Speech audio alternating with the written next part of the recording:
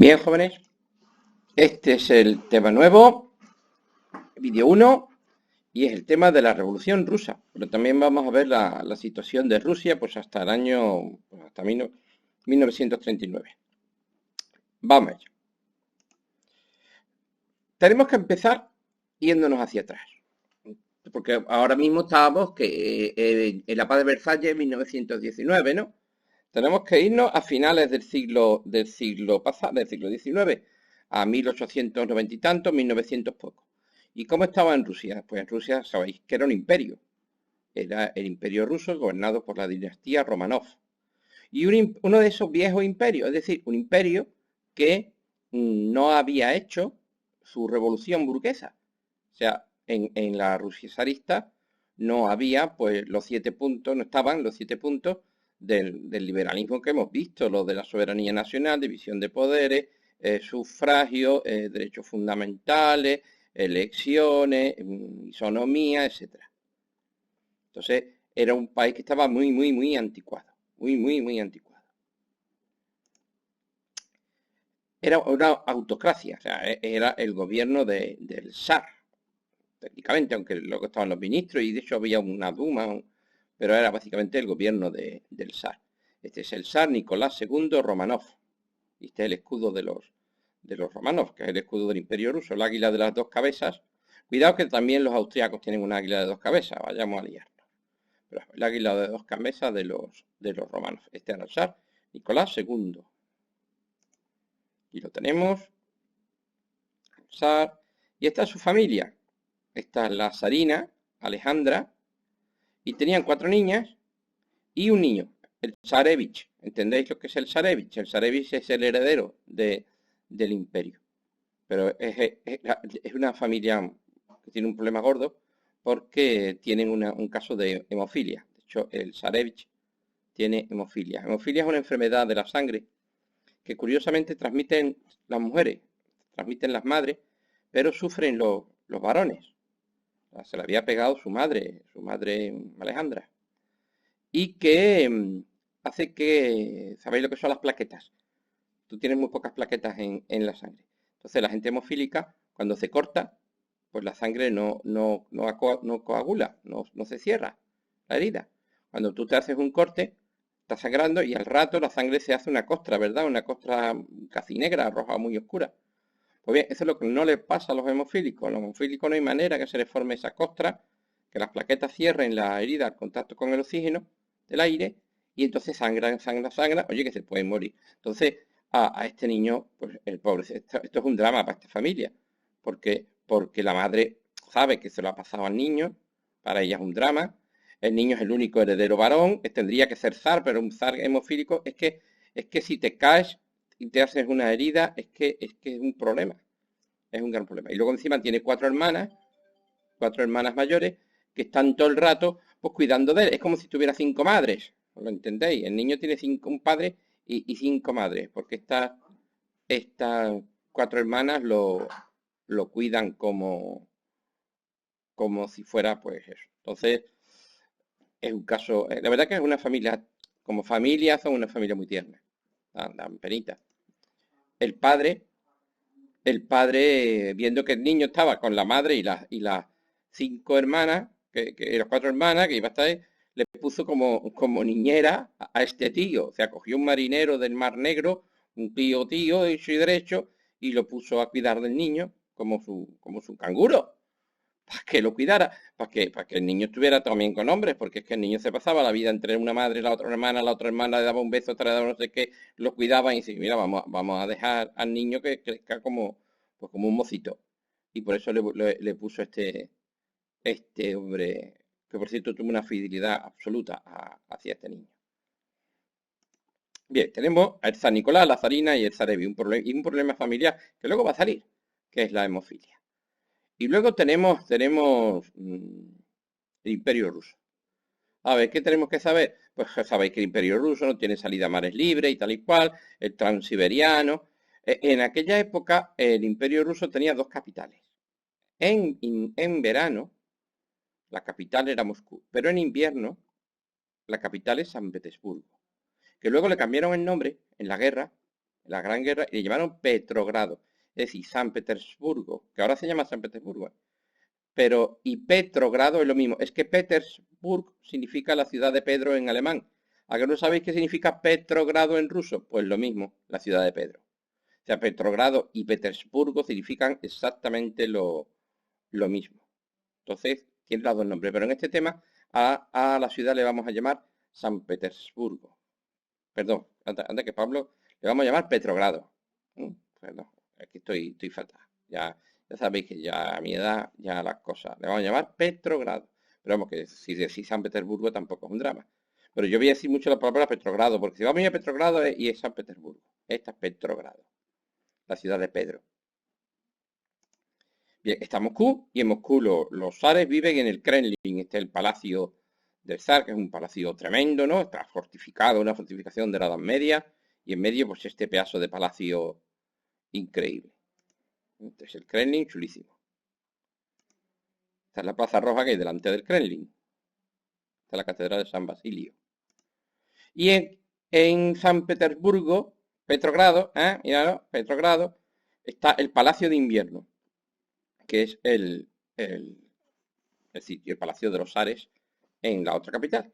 Ahora mismo es un museo, el Hermitage. Una cosa, es curioso, pero el Imperio Ruso es una zona de contraste tremendo, porque tiene la corte más elegante del mundo y tiene una riqueza tremenda. Y la nobleza rusa, estamos en el antiguo régimen, ¿entendéis, no? La nobleza rusa es riquísima y tienen, este es el Palacio de San Petersburgo, y esto era increíble y es una chulada, y tiene unos salones maravillosos, y aquí hacían unas fiestas pues de todo lo alto, súper elegantes, súper chic y súper todo. O sea que por un lado, es verdad que la corte de Rusia era de las más elegantes y de las más vistosas y de las más bonitas. Hacía unos bailes y unas cosas pues muy chulas. Para que veáis la riqueza de la familia imperial rusa, esto es un detalle que es curioso.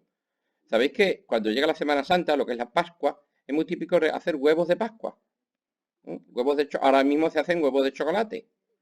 Pero en aquella época, la familia imperial rusa, el zar le regalaba a su madre y a su esposa, cuando llegaba la Pascua, un huevo. Pero no un huevo cualquiera, un huevo que lo hacían en una joyería, en la mejor joyería de París, que era Fabergé. Y entonces son los famosos huevos Fabergé. Hay una colección tremenda de huevos Fabergé. Estos huevos son de oro, con esmaltes, con diamantes, con no sé qué, y además todos se abren de alguna manera, como veis aquí, o como veis aquí, este se abre y tiene dentro esta carroza chiquitita, o tienen un palacio, o tienen una cosa, todos se abren de alguna manera. Como un huevo Kinder, que cuando tú comprabas un huevo Kinder también se abría y había una cosa dentro. Pues esto. Y esto es un emblema, una cosa de la enorme riqueza, estos huevos Fabergé ahora, esto valen fortuna, ¿eh?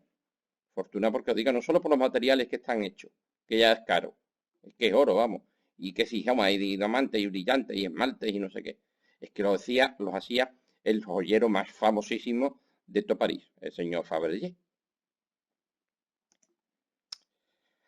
Industrialmente Rusia no apenas ha empezado la revolución industrial. Es verdad que hay algunas fábricas, es verdad que hay fábricas, vamos al mapa. En esta zona entre San Petersburgo y Moscú, y esta zona de aquí, ciertamente puedes encontrar algunas fábricas y esas cosas. Pero el resto no. En el resto no. Industrialmente hablando, Rusia está muy atrasada. Pero sí es verdad que hay obreros. Poquísimos. Poquísimos. Poquísimos en proporción. Ten en cuenta que es que Rusia es muy grande. Probablemente haya millones de obreros. Pero es que Rusia tiene, yo qué sé, docenas de millones de habitantes. Y entonces, en proporción con los habitantes de Rusia, los obreros son muy pocos. Entonces, ¿qué era la mayor parte de los habitantes de Rusia? Campesinos. Y dentro de estos campesinos hay que hablar de los muyik. ¿Qué eran los muyik? Pues los muyik eran los campesinos más pobres que había en Rusia y eran pues casi la mitad de la población de Rusia. ¿Os acordáis de los siervos del antiguo régimen en Francia antes de la revolución? Pues algo parecido, pero peor. Los muyik eran muy pobres, pobres, no eran propietarios de la tierra, trabajaban la tierra de los nobles. Fijaros si eran pobres, que en Rusia con el frío que hace, muchos de ellos no tenían botas, no tenían zapatos. Lo que tenían es los pies liados ahí en unos trapos y unas cosas. Dice, pero Pablo, ¿tú sabes el frío que hace en Rusia? Pues sí, y no tenían mm, zapatos. Otro sí, mira por dónde sí tiene botas. Porque aquí tenéis, ¿cómo eran los mujik? Pues los mujik eran la gente más pobre del mundo, pero también la gente más bruta del mundo y más catetos del mundo. O sea, imaginaros una gente analfabeta, bruta, alcohólica. Esos bebían vodka, eso sí, para vodka tenían. Vodka se hace con la cáscara de la... Con patatas, ¿no? La cáscara de las patatas, me parece. Vodka bebían todo lo que tú quieras, pero era una población con unas condiciones de miseria absoluta. Aquí tenéis esto, estas aldeas rusas. Mujik. Bien, esta es la presentación. Un país muy grande, que está en el antiguo régimen, gobierna el zar Nicolás, su familia tiene un problema con el niño y la hemofilia, tiene muy pocas industrias, unos poquitos obreros en San Petersburgo y Moscú, y el resto, Mujik. Una corte, eso sí, muy elegante, una nobleza magnífica, una iglesia poderosísima, la iglesia ortodoxa rusa, no son católicos, son ortodoxos, pero vamos, sí. Como sabéis, en 1914 el imperio ruso estaba en la entente y entra en la Primera Guerra Mundial. ¿Os acordáis de la causa de la agonía de los viejos imperios, no? Pues entra en la Guerra Mundial. ¿Y cómo le fue la guerra? Pues ya sabéis cómo le fue la guerra. La guerra le fue mal, mal, mal. Entraron antes de tiempo, ¿verdad? Para salvar a los franceses en el Marne y van a ir de mal en peor. O sea, la guerra va a ser un desastre para Rusia. El zar se encargó de los asuntos de la guerra y que la verdad muchos asuntos de política quedaron en manos de la zarina Alejandra, la esposa de zar.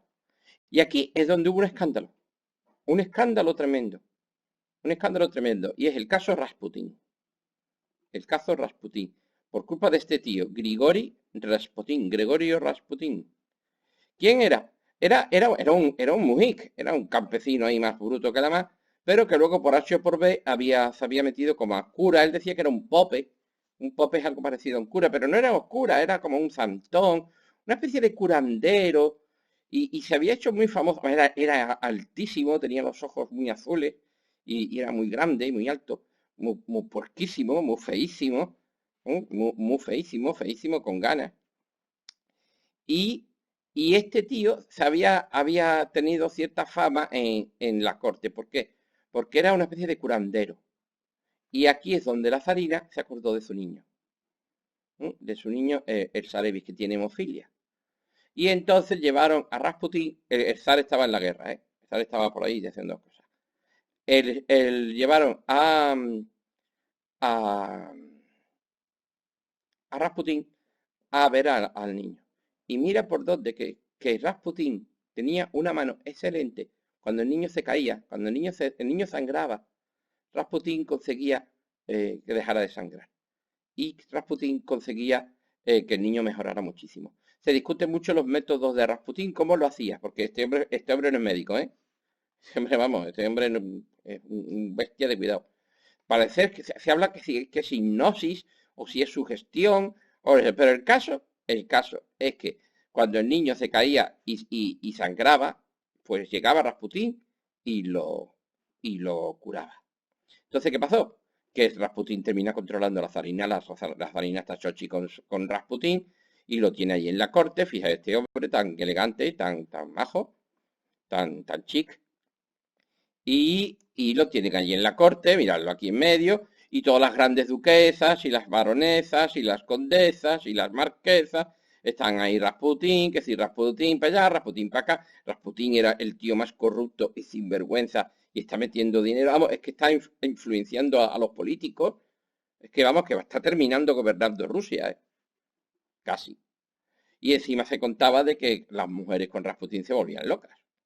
Yo ahí no puedo entrar porque yo lo veo feo como un macabeo. Y puerco además, puerco, vamos, este tío era horroroso. Pero con unos modales de taberna. Pero al parecer las grandes duquesas y las condesas y las marquesas y todas esas cosas, pues se volvían loquitas con Rasputín.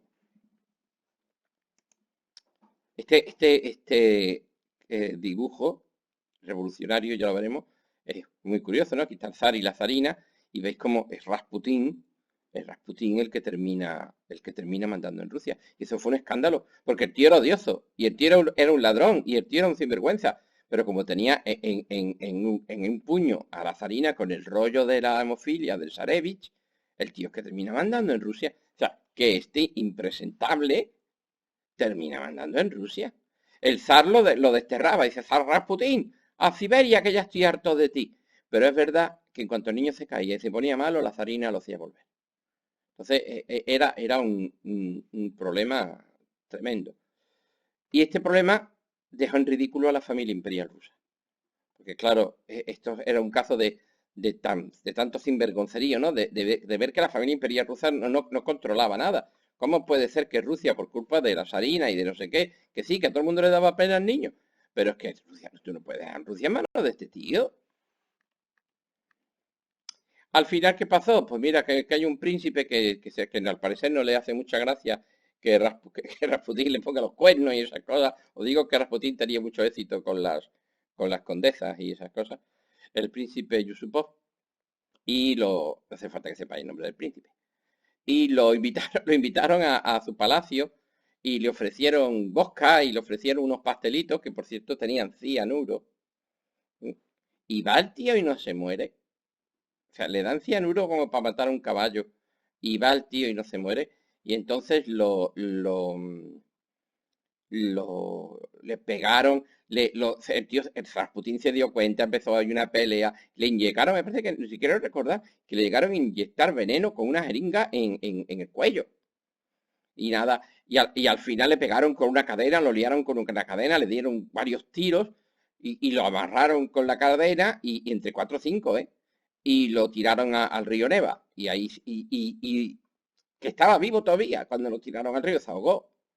Luego, a los varios días, el cuerpo apareció congelado. En Rusia, en diciembre, pues imagínate, apareció congelado y se recuperó el cadáver y por eso sabemos por eso sabemos eso, lo que le pasó. Y al final, evidentemente, pues se murió. Su cuerpo fue incinerado y para que no quedaran de él ni las cenizas. Bien, el escándalo de Rasputín. O sea, vosotros no tenéis que saber toda la historia de Rasputín, pero sí tenéis que saber que el escándalo Rasputín perjudicó muchísimo a la familia imperial rusa. Y entre que Rusia no iba bien, entre que Rusia no había hecho su revolución, que era un país atrasado, que no tenía una industria potente, que encima se ha metido en una guerra que está de derrota en derrota y va de derrota en derrota, y encima el descrédito absoluto de la familia imperial por culpa del asunto de Rasputín, pues os podéis imaginar. Os podéis imaginar cómo estaba Rusia en 1915, 1916. Es decir, pues un montón de derrotas. Además, eso provocó el desabastecimiento de las ciudades no había comida porque todos los trenes se empleaban para llevar tropas, como no había hombres para trabajar el campo porque estaban en la guerra, pues faltaba comida en las ciudades, vienen hambrunas que no hay comida, y esto provocó entre los trabajadores y sobre todo los trabajadores de las fábricas que había, las huelgas, un montón de huelgas, un montón de problemas y sobre todo y además el desprestigio de la familia imperial por lo de Rasputín. Entonces esto hace, os digo una cosa, os dije que el imperio ruso buscaba con una gran victoria militar pues 20 años más de vida, pero una derrota es como si le pegaran un tiro y eso le va a pasar al imperio ruso. El imperio ruso se va a hundir en 1917. En 1917. Por cierto, en todos estos follones que está viendo de huelgas y de hambrunas y demás, aparece como zetas por toda Rusia una cosa. Y esta palabra hay que saberla. Soviets. Los soviets. ¿Qué son los soviets? ¿Qué es un soviet? Pues los soviets significa en ruso asamblea. Esto. Una asamblea de trabajadores. También puede haber un soviet de soldados. Mira por dónde. Pero normalmente son trabajadores. Es decir, estos son los tíos de una fábrica. Que están cobrando unos sueldos de miseria. Que no hay comida en las casas. Que están pasando hambrunas. Que sus hijos pasan hambre. Y entonces esta gente se organiza y hacen esta asamblea y deciden actuar colectivamente, que esa es la fuerza del movimiento obrero. El movimiento obrero tiene mucha conciencia de clase, tiene mucha conciencia de que pertenecen a un grupo. Y entonces por toda Rusia empiezan a organizarse soviets de este tipo y a enfrentarse al zar y al gobierno de zar diciendo ¿por qué estamos pasando hambre? ¿Por qué tenemos este gobierno? ¿Por qué estamos en la Edad Media todavía? Políticamente y socialmente hablando. Y eso también provocaba una represión muy fuerte por parte del gobierno y un montón de follones. Y entonces, y además, mm, bueno, os lo digo. Esto lleva, no, os lo digo después. Y además, Pablo, te estás liando, ¿eh? No, mira, llevamos 20 minutos y vamos a dejar aquí el además y luego seguimos. Y ya veremos el además, Pablo, Pablo, hoy estoy para que me maten, lo sabéis, ¿no? Pero bueno, hala, os dejo aquí.